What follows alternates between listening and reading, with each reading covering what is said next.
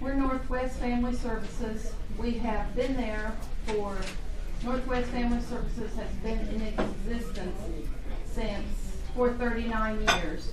John Jones was executive director for all of that time up until January 2nd. We have a board of directors that approves and oversees our whole program. And Henry sits on the board. How long have you been on the board, Henry? More than I have toes and fingers. I knew you'd been on a long time, but I didn't know just how long. But we have several that have served for several years on the board, and I think we have 10 or 11 now on our board.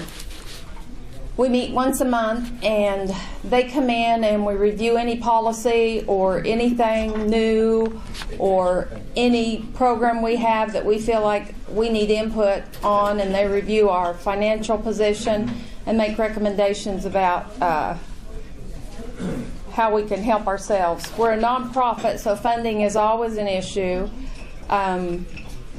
We have 3% funding reduction right now. We'll have probably another 3% before this fiscal year's over, and then they tell us with the state cutting more, we'll probably get another 6% or even up to 12% next year. But I think, everyone's experiencing that. That's nothing different than anywhere else.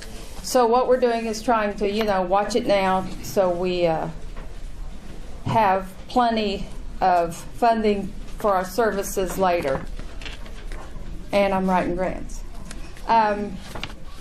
One of our main things we provide at Northwest Family Services, and Amber's handing out the brochures. The white brochure tells about our whole agency.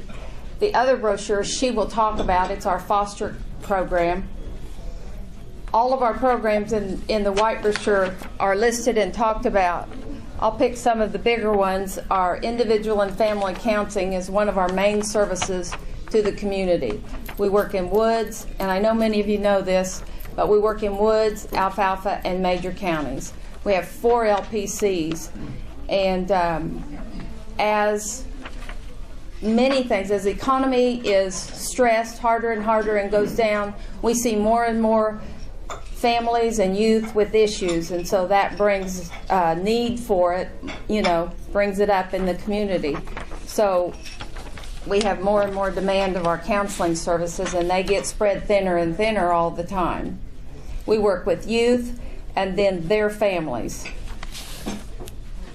Our community resource program is a program that goes out into the community to work with any type needs. I had a principal the other day say, would someone be able to come over and do a bully prevention class for several Fridays in a row for the 5th grade girls? They were having an issue with that, as many schools are.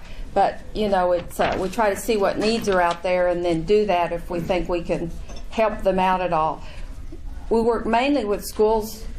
That's our focus because that's where that's where the kids are. That's where they're at, and that's where we can affect the kids the most and work with the most problems that they have. And it helps the schools because they're spread thin. Their counselors are asked to do more and more all the time with testing and special ed. They help with that paperwork, and all they have to do, they teach classes. So it helps the schools if we can come in and do therapy or counsel the students, and they like it because it helps performance with some of the students in their classrooms. Do you do court referrals also? We do. Mostly school referrals, but we do school referrals, court referrals, and what's our other one? Parent referral, yeah. And then we, since you mentioned that, we have a first-time offender program that we teach that they have to take. That's, court ordered that they have to take. And it's, once... It's a 12-hour curriculum that we do with the youth and the parents. And it's taught in each county. We have someone that teaches it. Offender of what? First offender. It's the first. If they get in trouble with the legal system for the first time. No matter what it is. Yeah, just first-time offender. Mm-hmm. And they're referred to that usually through the juvenile justice system, but parents can make a referral to that, or the school can make a referral to that if it hasn't reached court level. Our two other main programs are TSET grant, and that's our tobacco and healthy living program. We have 2 girls that work in that program, and that started out as, the states were each endowed with so much from the tobacco companies, and that started as an initiative to get campuses and any kind of community buildings or anywhere tobacco-free.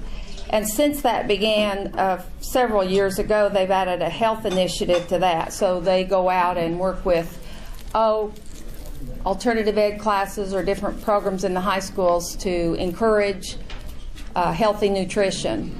So that's been good that they've added that on, because we need that. Our other big program is Start Right, and we have 2 that work in that program, and those 2 go out and provide services to at-risk families for preschool children, 0 to 5.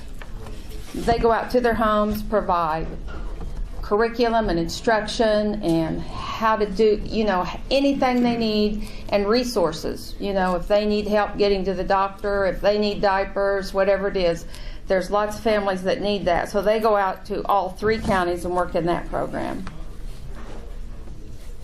And then, I didn't know if you were getting ready to say something. You're doing great. We have first-time offender. Did you have a question? Yeah, Sheila, do you offer, when you said preschool, do you offer any services to the Head Start program? Not directly, unless they request it. If they requested it, we'd be happy to, but we don't, have go over there and work regularly or anything.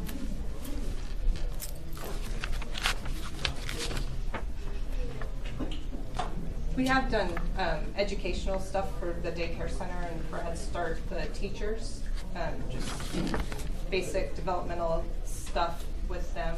So our program coordinator for the healthy or Start Right program, that's changed names so many times, has done that.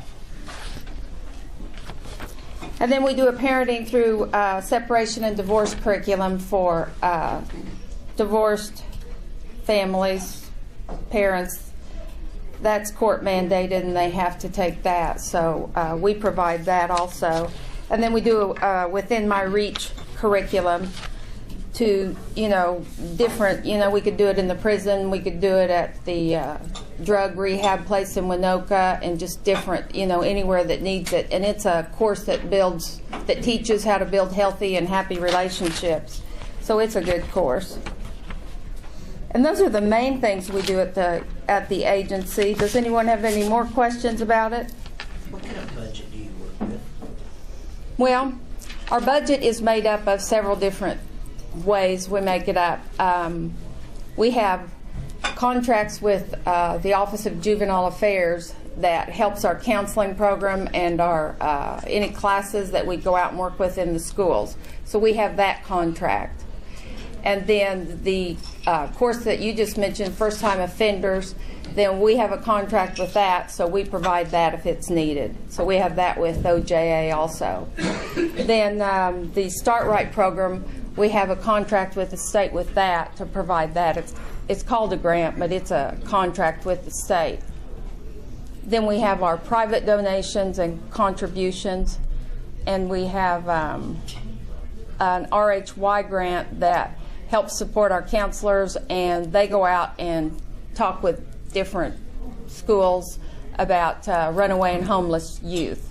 And that's to provide awareness that they're out there. We need to be helping them with transition or whatever it is we need to provide those resources. So that's a big grant that we rely a lot on, and you're not always assured of those grants, and so you never know how they'll go. That one's a 3-year grant, and it's up this year, so we'll rewrite it and see if we get it again. And then I've just added in a VOCA grant that provides more counseling services, more awareness in our areas, in our 3 counties, for victims of crime, to get them more counseling, to get them resources and whatever they need to have those services. And we'll see more of it as the economy is depressed and people have a harder time. That makes disgruntled families, and so the need will be there. and they funded that, and it comes through the District Attorney's Council, and we apply through them, and there's $20 million in it now just for that need across our state. And they said there was a carryover of $9 million, so we have high hopes that'll help us increase our services and maybe add on a counselor or two to help with those needs. Would you briefly go over how your first-time offender program works? Yeah, how many courses did you say? I mean, how many hours? It's a 12-hour curriculum. Like I said, the youth can be referred either by a parent, by the juvenile justice system, or by the school. And it's usually broken up into 6 evenings, 2 hours each. And it goes through decision making, anger management, just basic values, developmental stuff of teenagers. This is only for school-age children then? Yes, it's 13 to 18-year-olds. Okay. Yep. It wouldn't have anything to do with anybody coming out of it? It's not. No. Now we do offer. We have the Within My Reach class, but if the offenders coming out have children, then they qualify for our counseling services, and we can do some services through that. But the first-time offender is just for juveniles. But we have taught the Within My Reach course in the prison before, at the prison, because, I mean, that's needed, those type relationship skills, building good, healthy relationships. So we have gone out there in the past and taught that program out there that they qualify to have. Yes, sir. Not everybody that needs counseling or requests or required is in the poverty status, so if they have the financial ability, do you charge them? Or is it always free? We don't charge. It's free. If they're Medicaid and receive Medicaid, we can bill Medicaid, but it's our policy, and it doesn't have to be, but it's always been our policy to make sure they have it free of charge. You know, that's just, you don't have to be poverty for that. You know, you can have access to any of our programs free of charge. And some agencies in the state do, or sliding scale, they'll bill people on a sliding scale, or very little, or bill private. Not many bill private, but I think it's a good thing to keep it free of charge.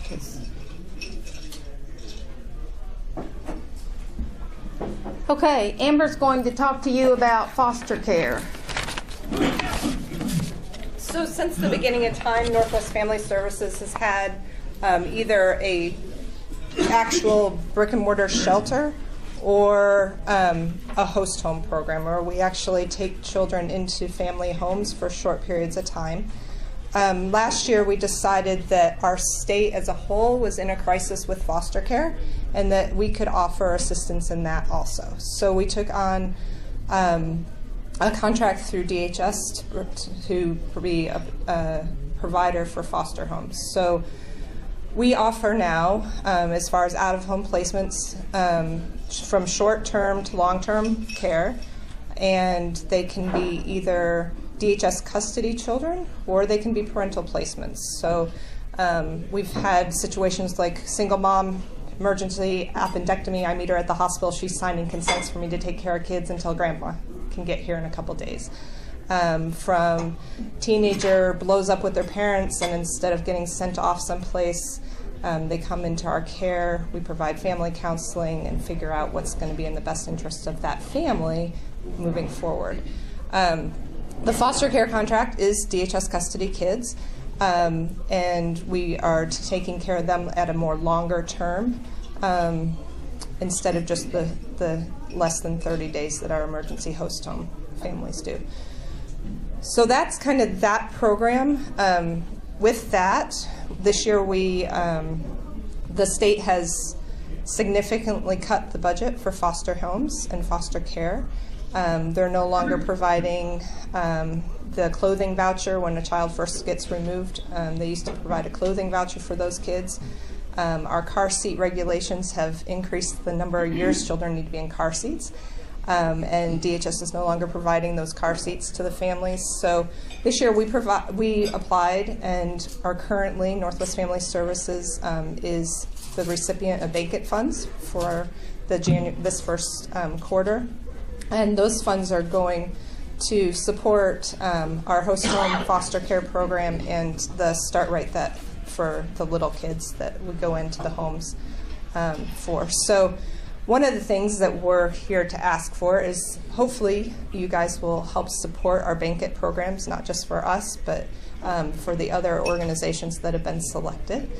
On a more personal note, I'm here to ask for help. I need homes. I need families that would be willing to do foster care or host home care. So I pressed out the brochure. I attached my business card to it. I would like if you guys can think of a family, if it's not your family yourself, which if it is, that would be great too. If it's not your family, think of people that you associate with that may be interested in providing care to a child either on a short-term basis or long-term basis. Basically, they need to be over 21. They need to be able to pass a federal fingerprint background check, so no criminal activity there, and are willing and have space in their home to take in a child. Like I said before, our program runs the gamut, so it can be weekend respite care for another foster home. So you have it planned out ahead of time. It can be emergency care, where I call you in the middle of the night and say, hey, I've got a kid that needs a placement for a couple days till we get something long-term figured out. Or it can be the long-term foster care. So there's a whole range. It can be whatever age, whatever sex the family would like to do. If you have a family and they say, hey, I just want to do kids under age of 5 that are boys, then when I have a kid under the age of 5 that's needing care, I call them. So you tell me who you're interested in providing care for. Some people really want little kids, some people want teenagers, some people just want girls, whatever. I'm willing to work with you. It's important to say that if you do it, you can always say no if it Yes. comes at an inconvenient time for you. You know, you have that option to turn it down. Yep. Your family, our host home or foster care families, their personal families come first. So they always have the right to deny placement or to tell me, call me and say this isn't working, and I come and get that child and we find a different placement for them. So it's real flexible. People are really liking the fact that, especially on the foster care side of things, that they're not working directly with DHS all the time. I know DHS often gets a bad rep. We have amazing workers in our area that are very overworked, underpaid, and they just can't do it all. So along with being a foster home for Northwest Family Services, you've got me as that buffer. You don't have to spend your time trying to get a hold of the worker. That's my job. I get a hold of the worker as we need to, and everything else we provide. We help with clothing. We help all of our services, counseling, whatever the child needs, whatever that family needs. Both the foster family and the biological family, we offer those services. So I'm hoping that collectively I'm going out and talking to lots of groups that people can start thinking of families that might be interested, and you can call me day or night, and There's I a little will. bit of training. Yes, there is training. You don't go into it blind. There's an application certification process that takes a little while because of the fingerprint background checks, and I kind of invade your personal life because I got to make sure that the families that I certify are going to be safe and healthy for this child that's already been through a traumatic event to come into. So yes, it's a process, but I walk you through it, and we go at your pace, and then we're there to support you for the long haul afterwards as kids come in and out. Explain the difference between DHS foster care and your foster It's a good question. It's basically the same thing. except for you have Northwest Family Services there as kind of a buffer and all the support that we offer. DHS, you have a resource worker that gets you approved to be a home, and then you have the caseworker of the child that they have to come out and do a monthly visit. And that's pretty much the extent of your contact with DHS. If you have a problem, you call and leave a message, and when they have time, they get back to you. That across the state, it's not just our local DHS, that across the state has not been working. There's just not enough support. So they asked Youth and Family Services and some other organizations, several faith-based organizations, to sign foster care contracts to provide that extra assistance, because we know that if a family has that extra assistance, the placement lasts. I can go out, and I have on numerous occasions, things are blowing up, things aren't working, and I can go out and I can provide some counseling right there on the spot, get other resources pulled in, and we save that placement, and that's one less move that child has to make. Is there reciprocity between training at DHS and training at your place?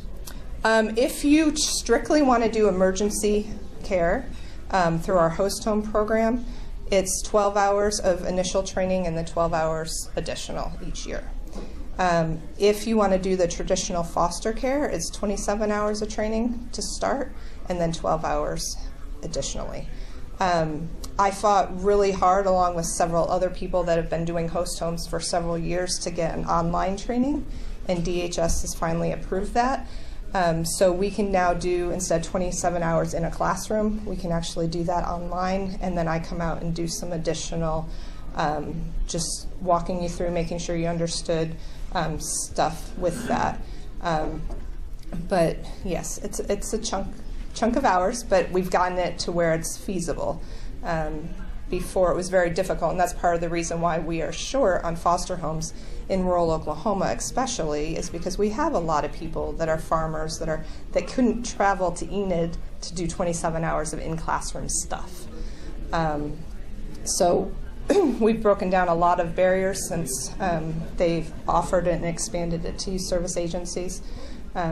Going to another barrier buster meeting Thursday to break down a few more. But have you got quite a few homes already, Ben, that you get to use? Right now I have one foster home. That's it, huh? That is it. We are in not a big number then. No, we have had more. I don't know, many of you know Sally and Kenneth Bird. They were a host home for us for the last 10 years. They have just recently resigned. They have had probably close to 150 children come through their home. They did short-term care and were absolutely amazing at it. So we've lost them. We've had several other people that have moved out of the area just in the last year or two that have been doing it for us. So yeah, I'm kind of in a panic at the moment. I need homes. That's what I'm coming. I need homes. You run across a lot of children that you need to displace. Yes. There's more children than there are homes. Yes, current. One is okay. But I mean, not just here, but across the state. Across the state, I think DHS is trying to get cumulatively across all of us, helping out 900 homes this year, certified. Woods County, right now we have 6 children out of county area, out of region area that we should be housing. They're Woods County kids because there are not enough homes here. And that number is down from the last few months. A couple months ago it was 15 just out of Woods County that were out of placement, in placements outside of Woods County that meet regular foster care criteria. Now you always have other children that may need a higher level of care. They need to be in a psychiatric unit or they need to be in a group home until they can get their life kind of straightened out to be able to function in a family home. But right now, yes, 6 kids needing family placement from Woods County in DHS custody. And then there's always those parental placements or family emergency situations. Is it best that in a perfect world, would it be better to have a family that has children that would roughly be somebody the age that you would put in their family home? not necessarily. You would be better off with some. It really depends on the family that and what they feel they can handle. There are kids that have been, like right now, we have 2 children that are a sibling group of 6, and we have 2 of them in our care. There's not a home really out there that wants to take 6 children from 2 to 15 years of age. So kids get separated from their siblings, and we do the best we can to have visitations. But the 15-year-old, he has been the father of those kids, and he wanted a placement by himself where he didn't have children, that he could just be him for a while, and he's loving it. Now the little ones we want to have together as much as we can because they need that, and having a home where there's other children is helpful. So it really depends on the individual situation. It depends on your family or the family that I'm certifying, what their benefits are. We have some empty nesters that make great foster families for our teenagers because they've just kind of experienced that. They've been through it themselves. They're not quite ready to be done with parenting, and they have a lot to offer, and they're used to that go, go, go that you do with teenagers. We have others that, they're already home with 2 little kids. What's adding a couple more? Not a big deal. For me, that would be a huge deal, but there are some people out there, thank God, that think that's doable. So it really just depends on the family, and during that, it usually takes about 2 months to go through the certification process. And during that, you're talking with me a lot, and we're figuring out what is going to work best for your family. And I'm not just talking to the parents. If there are kids in the home, I'm talking to the kids in the home too. If you had a little brother or sister, or a brother or sister come to stay with you for a couple months, would you rather it be a girl or a boy? Would you rather them be older or younger or your age? They have opinions, and those matter. I'm giving it much consideration. So pass that background. Here's where I would throw that is a key. I've never had somebody apply that hasn't passed, but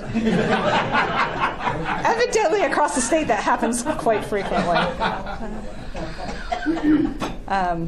Any other questions? Thank you for letting us come out today. Definitely.